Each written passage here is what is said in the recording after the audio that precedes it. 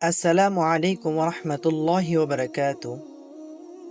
আপনার জীবন কি এমন এক পর্যায়ে এসে দাঁড়িয়েছে যেখানে মনে হচ্ছে প্রতিটি পদক্ষেপে পরীক্ষার বাধা?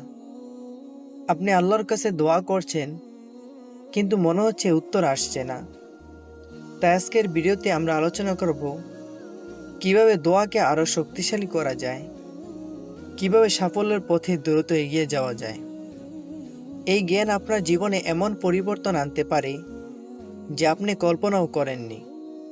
তাই ভিডিওটি শেষ পর্যন্ত দেখুন, কারণ প্রতিটি মুহূর্ত আপনার জীবনের নতুন দিক উন্মোচন করতে পারে।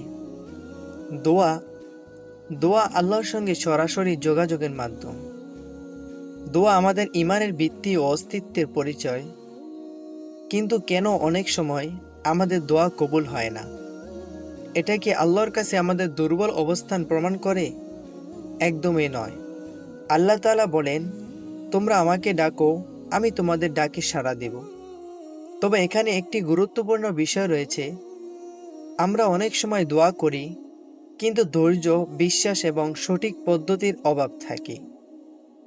দোয়া কবুল হওয়ার তিনটি ধরন। 1 নাম্বার, তাৎক্ষণিক দোয়া কবুল হওয়া। 2 নাম্বার, সময় নিয়ে কবুল হওয়া। 3 নাম্বার, আল্লাহ আমাদের জন্য কল্যাণকর কিছু দিয়ে প্রতিস্থাপন করেন। আমাদের কাজ হলো এই তিনটি ফলাফলের জন্য প্রস্তুত থাকা।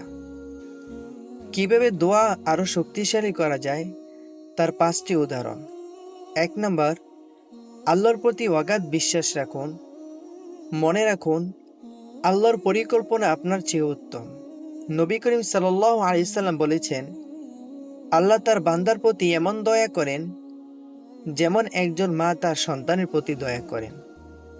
2 নাম্বার, আল্লাহর 99টি নাম ব্যবহার করে দোয়া করা। উদাহরণস্বরূপ বলুন, ইয়া রহমান, ইয়া রহিম, ইয়া মালিক, আমার কষ্ট লাঘব করুন। 3 নাম্বার, বিশেষ সময় বেছে নিয়ে দোয়া করা। তাহাজ্জুদের সময়, জুমার দিন বিশেষ মুহূর্ত, সেজদার সময়। 4 নাম্বার, দোয়া শুরু করুন আল্লাহর প্রশংসা এবং নবী করিম সাল্লাল্লাহু আলাইহি সাল্লামের দুরূদ দিয়ে। 5 নাম্বার, হালাল রিজিক গ্রহণ করুন। নবী সাল্লাল্লাহু আলাইহি সাল্লাম বলেছেন, যে ব্যক্তি হারাম খায় তার দোয়া কবুল হয় না। 6 নাম্বার, ধৈর্য সহকারে দোয়া করুন। মনে রাখুন, আল্লাহ আপনার দোয়ার উত্তর দিচ্ছেন, তবে হয়তো আপনি তা বুঝতে পারছেন না। সাফল্যের পথে এগিয়ে যেতে 4টি করণীয়। 1 নাম্বার, ইস্তেখারা করুন। গুরুত্বপূর্ণ সিদ্ধান্ত নেওয়ার আগে ইস্তেখারা করুন। 2 নাম্বার, কাজ এবং দোয়ার সমন্বয় করুন। আল্লাহ বলেন, মানুষ কেবল তার চেষ্টা অনুযায়ী ফল পাবে। 3 নাম্বার, আল্লাহর প্রতি কৃতজ্ঞতা প্রকাশ করুন। ছোট বড় সব অর্জনের জন্য কৃতজ্ঞ হন। 4 নাম্বার, আল্লাহর প্রতি আত্মসমর্পণ করুন। সবকিছু আল্লাহর হাতে ছেড়ে দিন। তিনি যা করবেন তা আপনার জন্য সর্বোত্তম হবে।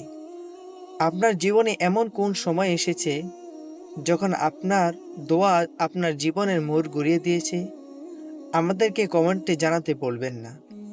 এই ভিডিওটি যদি আপনার উপকারে আসে, লাইক এবং শেয়ার করতে বলবেন না। আরও ইসলামিক জ্ঞান অর্জনের জন্য আমাদের চ্যানেলটি সাবস্ক্রাইব করুন।